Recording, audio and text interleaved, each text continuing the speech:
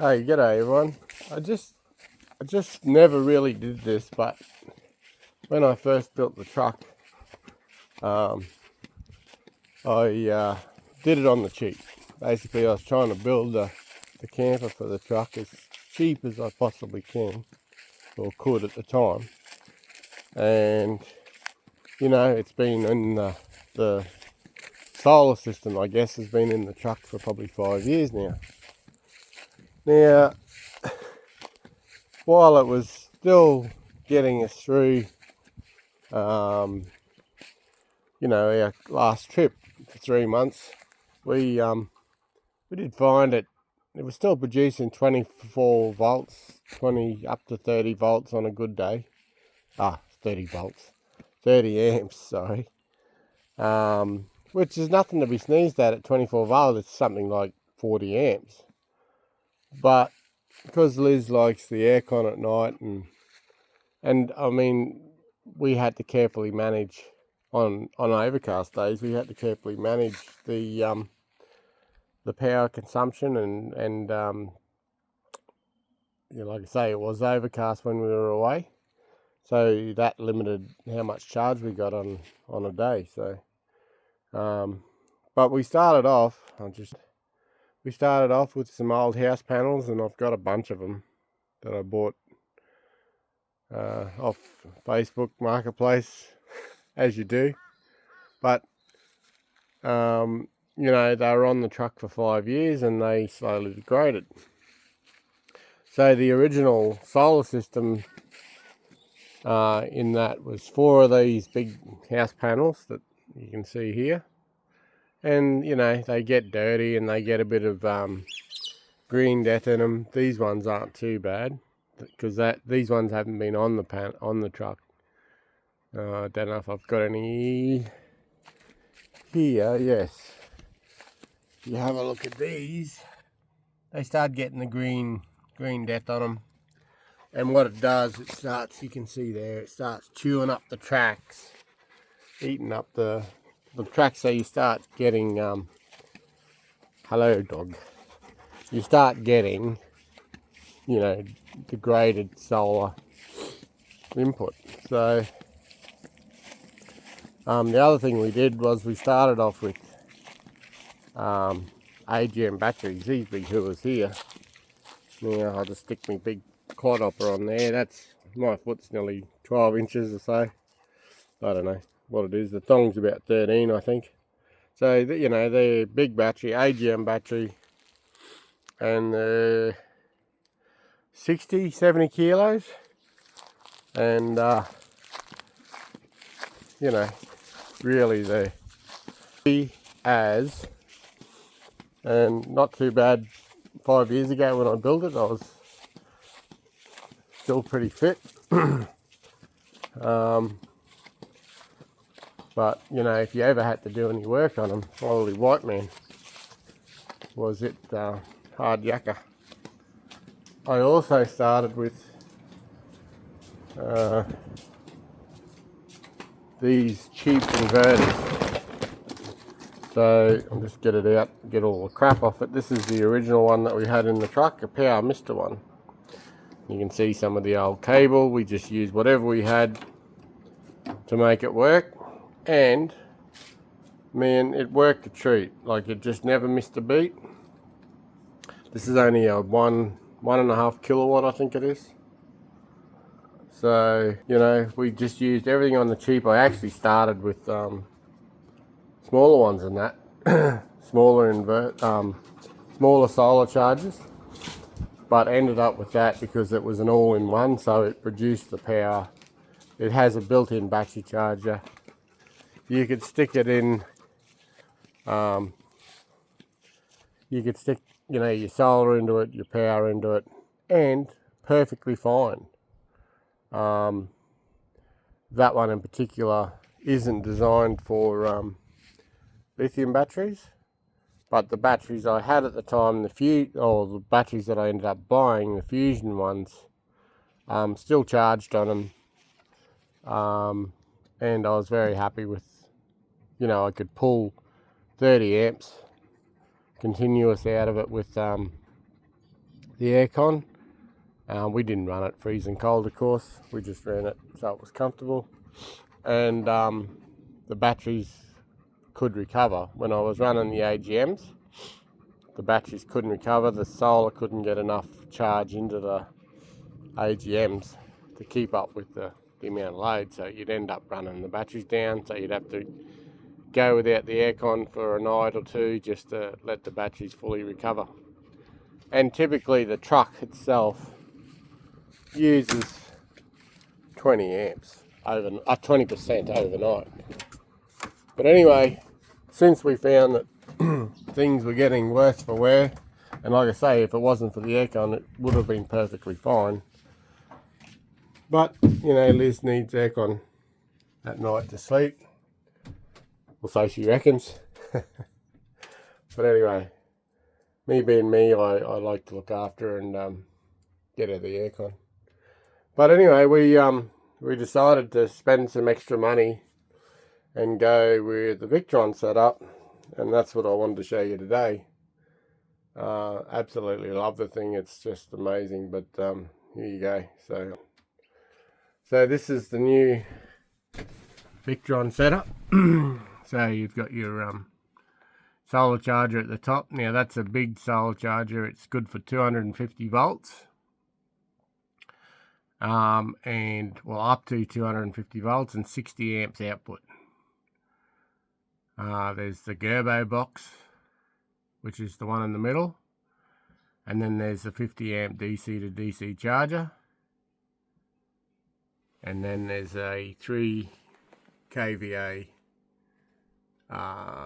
multiplus inverter. So Victron's a little bit different to most of these all-in-one inverters. Victron does the inverter, but they also have a battery charger built in. Now, I don't claim to be an expert on Victron. Far from it. I literally watched a whole heap of YouTube videos, got a basic understanding of how they work and how they fit together, asked a lot of questions, annoyed the lady at a business a lot, and just asked heaps of questions about what I needed and what needed to happen. And then you thought, you can, with Victron, you can do a straight shunt, a battery shunt, and it can be really simple and really cheap, affordable. Or you can go next level up and use the Lynx shunt and their Link distributor system. So that there is the Link shunt and the distributor out. You can also get a Lynx distributor in. So you can have power going in and power going out. But because, you know, this is beside the bed, obviously. I don't know if you could see that when I first walked in, but, you know, room's a bit of a, I didn't want to make it too, even though some might say it's bulky enough, and it probably is really. But I needed to utilise the space I had, so I didn't bother with the Lynx in. I just bought the shunt and the distributor, the Lynx out power. So it's good for 1000 amps DC. So how it all works is you'll see the tumbler switch over there. And that's basically the 24 volts coming off the two Fusion batteries. Now they're 300 amp hour at 12 volt, and they're configured as 24 volt. So big mobs of power. Definitely don't want to short out your positive and negative, because you're going to have some fireworks. But I've got that big tumbler switch there just so if anything goes wrong up here, I can isolate it real quick. But it also has 2 circuit breakers on each line coming up from the battery. So if there is any sign of short, it'll trip that out. And then your Link shunt. So that's basically measures all your incoming and outgoing power, and then your links distributor. So the reason I got that was you can fuse all your outgoing and incoming lines. So no matter whether it comes from the solar charger or the DC to DC charger, it's the line in is fused. I'm sort of double protecting myself against shorts. And you'll see, so the one on the left is the output for the multiplus, so for the inverter. And then all the other ones are inputs and outputs. I've got another buzz bar down below the bed because I've got another big inverter, a solid state inverter down under the bed for running welders and things if I need to do any repairs. But you'll see on the front of the distributor there's those LED lights there or clear spots. So they're associated to a fuse. And if the fuse happens to blow, it'll show up red there and tell you which fuse line is actually blown, whether it's the downstairs one, whether it's, so I run a big line down to the bottom, and that goes to a buzz bar and supplies all my 12 and 24 volt gear down below, like the water pumps. There's a fuse box. I didn't want to put the fuses up here. There's two fuses box, one for 12 volt, one for 24, just so I can run both if I need it. Most stuff runs on both, but like the fridge is 12 and 24 volt. I run it on 24 volt, but my hot water system currently runs on 12. And you'll see on, maybe you can see it there, that yellow cord. That's the network cable coming out of the links distributor, out of the multiplus. Blue cable there, that's the network cable coming out of the shunt. And the shunt has an internal one to the distributor as well. And it all comes across to this Gerbo. So the Gerbo is the brain box of it all. And different units have different connections to the Gerbo. Some are VE direct. The DC to DC charger and the solar reg are VE direct, and the network, the multiplus and the shunt are done via network cables. And then you'll see all the plugs into the Gerbo. It's literally the brain box of the whole thing. So I haven't got it sorted yet, but down the track, I want to do something along the lines of water level for my water tank. I've got 500 litres of water in the truck. A brand new tank that Simo, Will Simonson, built for me. It's under the bed, of course. So yeah, we're good for like a month of water, at least. We were using about 150 litres every 5 days, and that's showering every night. So it's pretty good. But anyway, getting back to the Gerbo, it's the brain box. You can plug all sorts of things, tank levels, I don't know. There's a whole bunch of stuff you can do it. You can switch things on and off, relays, and, I haven't even scratched the surface of what it can do yet. But it also has, I'll get up on the bed here, has this control box. Now, let's zoom back a bit. Oops.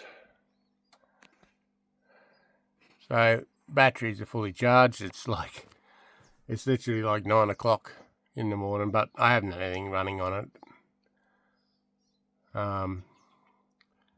You can see there, and you can go to just a brief setup, so that tells you how many amps you're doing, what state of charge you're at, whatever. You can go to an overview. Sorry about the glare. So you've got the top left is your grid input. I don't have any power connected at the moment. It's all just running on solar. And then the middle one is the solar input. and 5 minutes ago that was doing about 30 amps. And then the bottom left is the charge coming off the alternator. So I've recently upgraded the truck to a 100 amp 24 volt alternator. It did have a 100 amp generator on it, and it did the job. It was quite good. Just had, it's old and it's still on the truck. I'm going to leave it there as a backup. The fan belt, the belt for it is just tied up in the engine bay, and if the alternator happens to fail on a trip, we'll just swap it back and we can run it to get us out of trouble. So it's not going away, it's just on standby until we need it. Now the other thing is it brings up notifications. So I just was mucking around with a high voltage alarm, and it gives you alarms. And then you can bring up all your settings, so all your device lists. So you can see there the Lynx shunt, the MultiPlus, the DC to DC charger, and the smart charger, the 250 MPP 250 60 amp. And yeah, so, and that's where essentially you just set the whole thing up. But I think the UI, the user interface, is really cool on it. Now this system, the way I've got it set up, it is a 250 volt, but and I've got four 440 watt panels on the roof. That was the biggest I could go to fit on the roof, and it took a little bit of nutting out because I had to find the right panels. And fortunately I had a friend that had some brand new panels that were just the right size. Had to, find a way to mount them correctly and be able to use the space. So I got 4 meters by 2.4 on the roof. So literally the whole roof is solar panels. There's literally like 300 mil left up the front to walk around up there. You literally, it'll be enough to clean it, and that's about it. But what I did was, there was some concern that the panels I had, because they were 50 volts, might exceed the volt high, like the 250 on open circuit. So the suggestion was made by the supplier that I run 2 strings of 100 volts, and that way I'm more than stay under the limit of the solar controller. And so far it was the right call. So it's worked out really well. And whether you believe it or not, I've seen up to 60 amps coming out of that solar controller. So if you think about that in a 12 volt setting, that's like 120 amps at 12 volts. This is 60, it gets up to 60 amps at 24 volts in my scenario, but that's a lot of charge, and not very often you would see a battery charger running 100 amps. Now, it blew me away. I put the bloody new alternator on, 24 volt, 100 amp alternator, connected it up to the DC to DC charger, and started to put it to the test. And lo and behold, between the solar charge, I ran the batteries down, ran the aircon for about 2 days, and not once did it even get close to running out of power. But anyway, I ran it just to run it down a little bit, run it through the night heavily, like at 18 degrees, which is more than I've ever run it.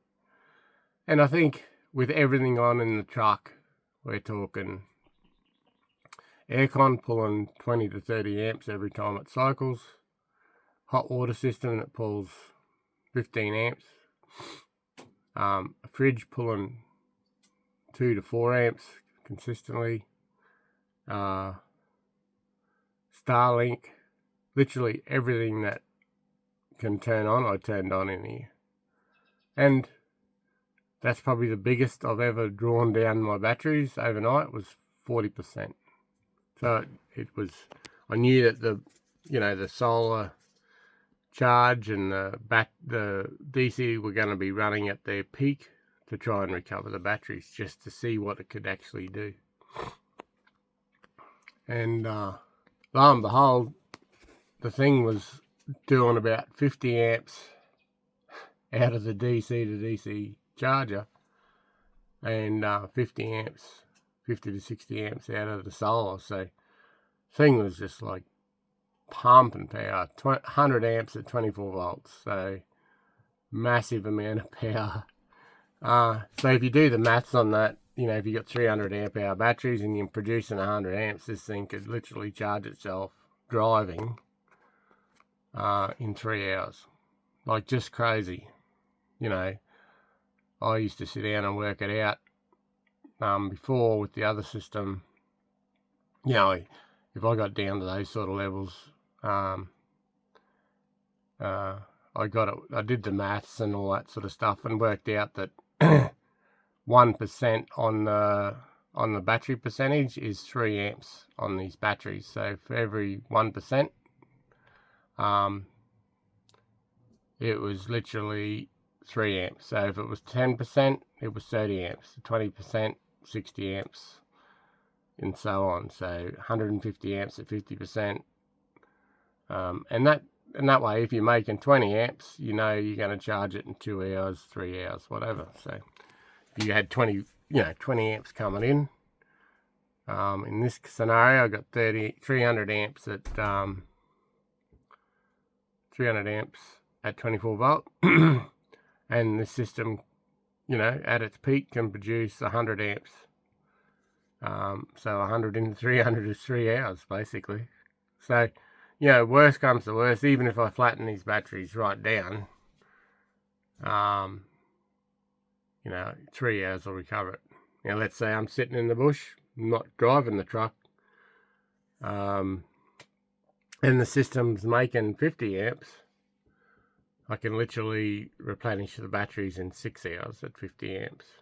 Would that be the ultimate case? No, because the battery, if it starts getting hot, it'll wind down the power a bit or whatever. Lithium BMSs are quite smart like that, so they do self-regulate if they start getting a bit hot, and no doubt they would if you're pumping that sort of charge in consistently. But overall they can handle it. So yeah, essentially, worst case scenario, let's say I flatten it to completely flat overnight, 6 to 8 hours, and the thing should be fully charged again. So yeah, money wise, I guess if you're interested, the difference between my original setup and this setup, you could call it $2,000 for the power mister, the 2 batteries, the wiring. I pull wiring out of the wiring bin. If I don't have to, I don't buy new, but if you're going to do what I did originally and be a bit tight, which is nothing wrong with that. It's my middle name when it comes to the whole truck. The cold camper only cost $20,000, and I guess that's a lot of money in the big scheme of things, but to buy the same thing was going to be $40,000. So to say I spent $2,000 on 2 of those AGMs, which are about $600 a piece, and they're big batteries, $400 I think it was for the inverter, bunch of wire, circuit breakers, stuff. You could call it easy, well and truly under $2,000. Panels are second hand, $50 each from from marketplace buy. So call it $2,000, and you've got it was a great system. It worked. Like, it literally ran that aircon the wall there. That's a 24 volt aircon that I imported from China. Works a treat. It's been in there for 5 years, so you know, not everything's junk that comes out of China. Has a wall unit outside. You know, is it efficient as maybe you bought one similar to the Power Mister thing? But it works and it does the job. We use it. It's right above the bed, so you don't need it freezing cold, but it'll chill you down enough to keep you comfortable. And then if you move into the upgrades, Fusion batteries, which we sell at the shop. Fusion batteries, they're big ones. You know, they're the same size as the AGMs, but a quarter of the weight. Stupid, you know. You literally put them on your shoulder and carry them. And if you think about how high the truck is, I literally had to lift them up into the under this bed, and I had to lift them through the door of on the side of the truck, which is at my chest height or neck height, so 70 kilos above my chest into the truck. So it was no mean feat, I can assure you. I just about busted the poo-poo valve.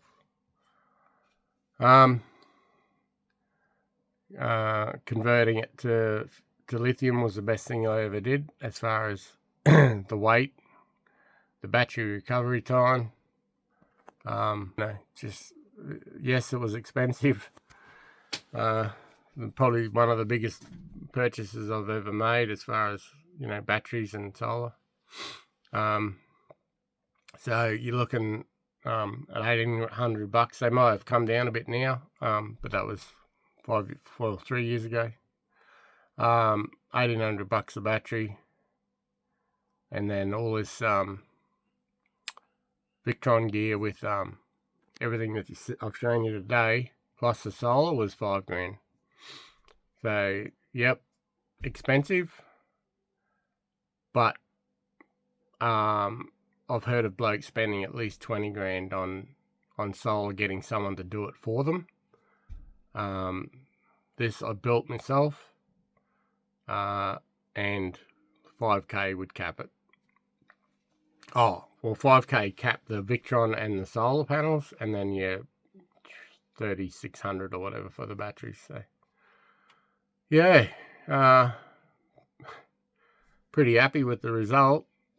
And we're going to try and just working on a deal now to try and get this Victron gear in at the shop and try and sell it. So, you know, if you want to come and have a talk about it, and just, you know, even if you're just curious, come and have a yarn to me, because I love talking about this stuff. And yeah, it is really good stuff. It does work really well, and definitely seeing better numbers out of the panels. And I mean, it's hard to compare because those other panels are quite old, but definitely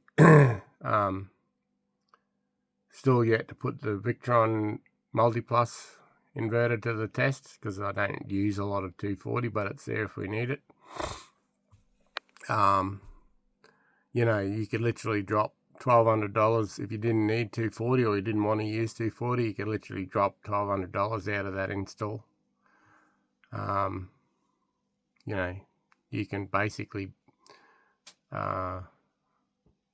design it to what your needs are. You don't need to. A lot of people are going bigger setups now, want to run bigger power. So, you know, you can go either way. You don't need to have the big Lynx distributor and the Lynx shunt. If you don't want to, you don't have to have the Multiplus. You can just go back to a normal battery shunt and literally just have those 3 items there. That would carve out a huge amount of money and bring your costs down. So, you know, you just got to think about how much power you want. And yeah, so it's exciting stuff. You know, I don't know if you're a bit of a, I guess, nerd is the word. I don't know what they call it these days, but yeah, I love me tech. So yeah, it's interesting and fun stuff to play with. And you know, you need to educate yourself when you start playing with the higher voltages, in the sense of the solar being, you know, your bigger panels. you got a lot more voltage kicking around, so you do need to have your wits about you and educate yourself about how to handle the higher volts. A bit more care's got to be taken. You know, you're not in Kansas anymore when you're playing with, you know, you start getting over 12 volts, 24 volts. So, you know, things go wrong real quick if you get a DC arc between two contacts. It actually does a lot of damage, and it can hurt you as well. So definitely educate yourself on it. I did. I, you know, found ways to manage the DC current at a high level. The two inputs, I'm running two strings of 2 strings of 100 volts. So 100 volts at 20 amps. I think it roughly is something like that from memory. Yeah, so anyway, I probably waffled on long enough, so everyone's probably nodded off by now. But yeah, if you want to have a talk about what's there, then by all means, buddy, come and give us a look up, or post a comment or something. I don't know. It's pretty cool shit. But yeah, Victron, new Victron setup, 50 amps on solar, 50 amps on alternator, giving me a total 100 amps compared to say 30 when I first built it with a Power Mister. But remember, $2,000 against roughly $8,000, I guess, or around that, 8 to 10 grand, let's say, with wire and everything. So, you know, big investment, but this stuff is commonly talked about being available, you know, usable for 20 plus years. It's good stuff. It doesn't muck around. Righto, too easy, guys. Hope you like the chat, and catch you again. See ya.